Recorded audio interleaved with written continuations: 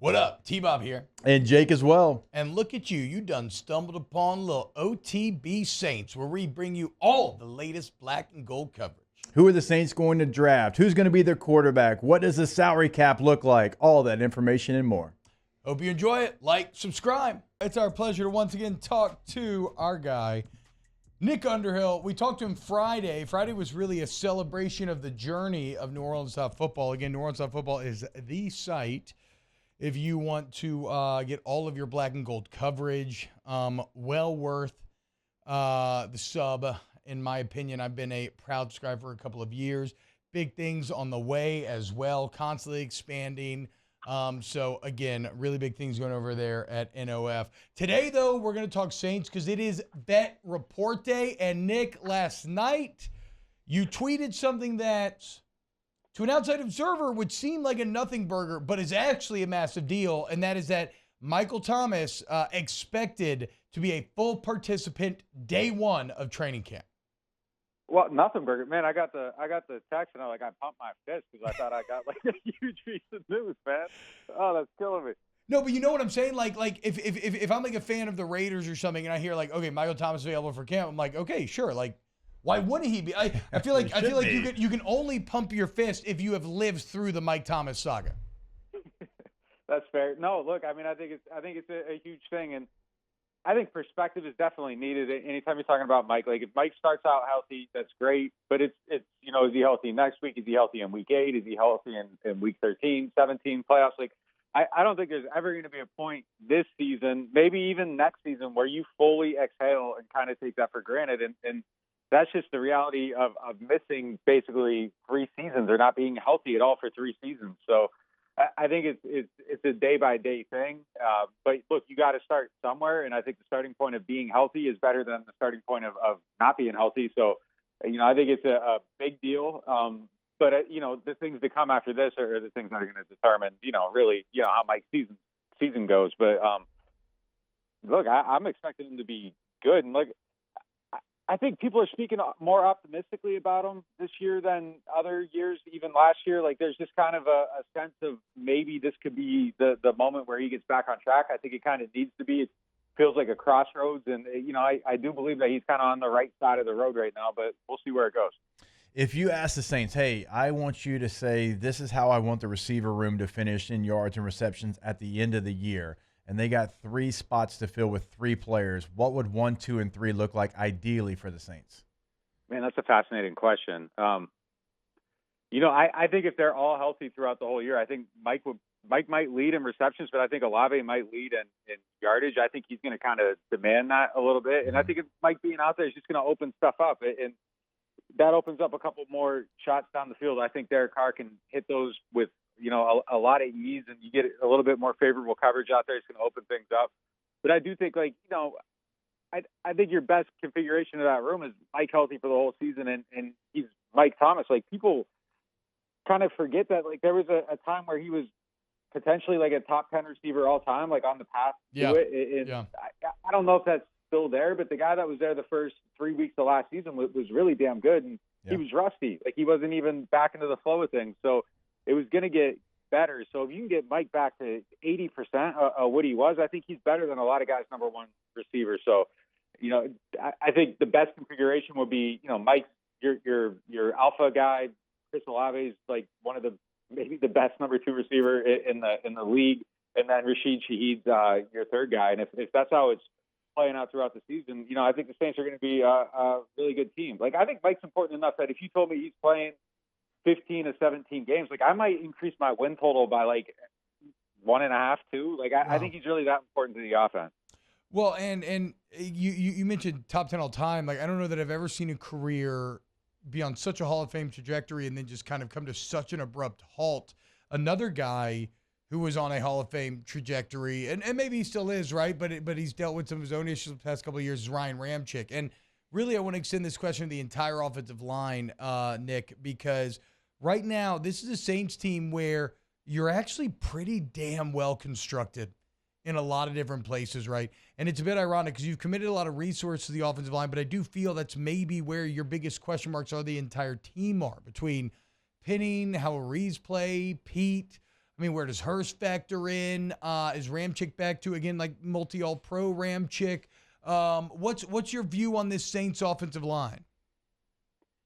I think it's maybe the spot where the season's built or it folds. Because I think the question marks are that big.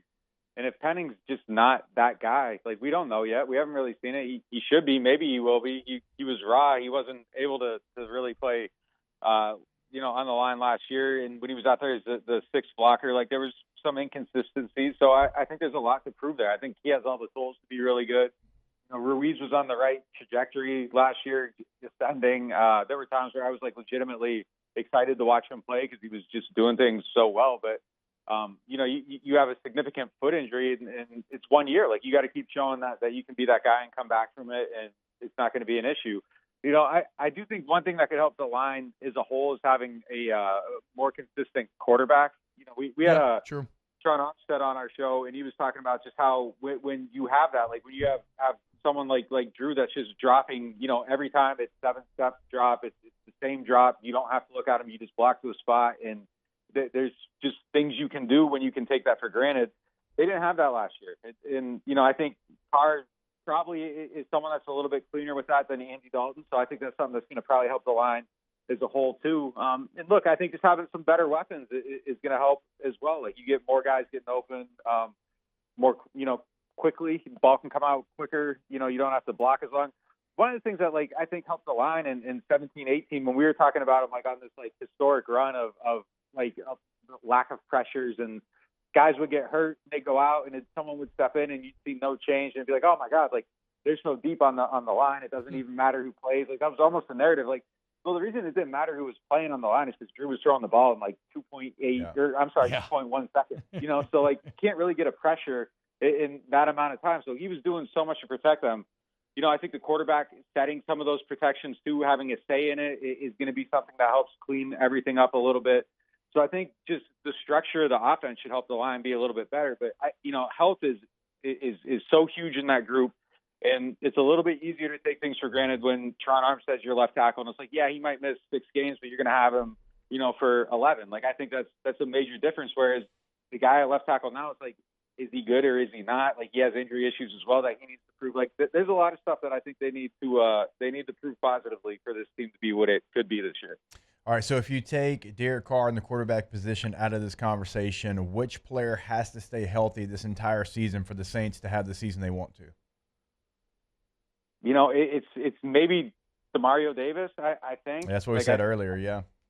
Yeah, I mean, you take him out. Like, I like Pete Werner, but then who's the next guy? I think that's a huge one, and that's one where I don't really see the other guys where they can kind of play around it. Before last season, I would have said Marshawn, but I guess they were fine without him and had one of the better pass rushes in the NFL. Or, I'm sorry, pass coverages in one of the NFL. But I think putting Marshawn back out there is something that's going to be huge too, with helping the D-line actually get some pressure, and it might help some of those guys get to the quarterback now and then, because I don't think the talent's great there either. We need to see a lot of guys snap up. But, yeah, I think it would definitely be Demario. You tell me he's out for 10 games. Like, I'm scared of what the defense will be.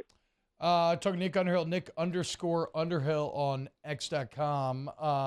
You can. Come on, man.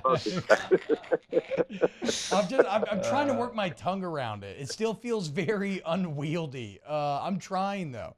Apparently, it sounds like I'm peddling smut. Like, when you say I know. Why did they do X? I mean, I know why, because apparently, like, Elon tried to make X.com way back in the day. It's what eventually became PayPal, but so he's trying again. But I agree with you. Like, the internet is 90% porn. You cannot do X.com. I mean, there's literally X and XX.com, Xvideos.com. Like, it's just absurd. Nick, so vet report day tomorrow, practice day after that. I believe a public practice sometime the next 2 days after that. What are you most chewing on here at the opening of camp? What storylines? What are you most into? I mean, kind of everything, man. Like, those first 2 days, are like, there's no pads. When pads come out, like, eyes are on Brzee, Nathan Shepard, Colin Saunders, Foskey, Peyton Turner. I mean, like, I think that's a huge one. But I think day one is just kind of going out there and seeing who's out there, who's healthy, how are these guys moving. Like, I hate to keep bringing up Mike, but, like, first day we go out there, Mike's out there. Like I'm probably going to spend the first 15 minutes of practice just watching him, seeing how he's moving, seeing what he's doing. Because I really don't think anything more important than I really do truly believe like he's someone that could swing the season with his health. So that's a huge one. But it's for Ruiz and Penning after that too. Like I got to see like how these guys are moving. Like Penning is such a big block on this team that they just gotta find a way to make him work. And it's probably unfair to speak about him with this level of doubt, but without seeing like any progress, without him actually being on the field, like showing that he's picked up fundamentals and all this stuff, like it's hard to take it for granted. And I think that was the big learning lesson from last year is that you got to be a little bit more cautious with how you talk about things, because things we used to take for granted, like this aren't is simple without Drew Brees and Sean Payton. It's just not everything works out all the time for every team in the NFL when you don't have a Hall of Fame coach and a Hall of Fame quarterback. So I got to see some of these things shake positively. But yeah, I think those are the biggest stories going out there immediately are those guys. And then the other thing that I'm like probably most interested in is the Adebo Alontae-Taylor cornerback battle. Yeah. I think that's going to be like kind of one of the premier things of the summer, and it's going to be interesting just to see how they elevate one another. The hard thing with evaluating that is there aren't officials out there, and I think that really the only hurdle for Adebo is to not get penalized the way he did. So that's going to be a little hard to evaluate, but I think that's probably going to be like the premier thing throughout camp. Anything, Nick, from Trey Turner visiting the Saints yesterday? It kind of made me wonder about the health of everybody a little bit. You start looking at some guys, it makes you wonder, where the health situations are. Saldivari came off the injured list, so that's a good thing for him. Kendra Miller did too, so that's another good thing. Yeah. But the fact that they're kind of still in that market, it's probably unfair to feel unsettled. But again, like we're kind of have blinders up right now on where everybody's at. So you see someone coming in, and it's kind of like, well, I don't know. But that's probably more related to Billy Price. He just had an injury in his physical, and they got an open spot. So that's probably more related to that than anything else. Yeah, Adam Schefter tweeted 2 minutes ago the Saints are signing former Pro Bowl guard. There we go. Trey Turner to a 1-year deal. Okay. Official now. There we go. So how do you react to that, Nick? Does that further the questions that you had about maybe health and everything else? Yeah, I mean, it's something that I'm looking at until we get out there. I mean, it's just a little unsettling with that offensive line right now. Just being totally honest. I agree. It's a make or break. Yeah, I mean, it's make or break for the year.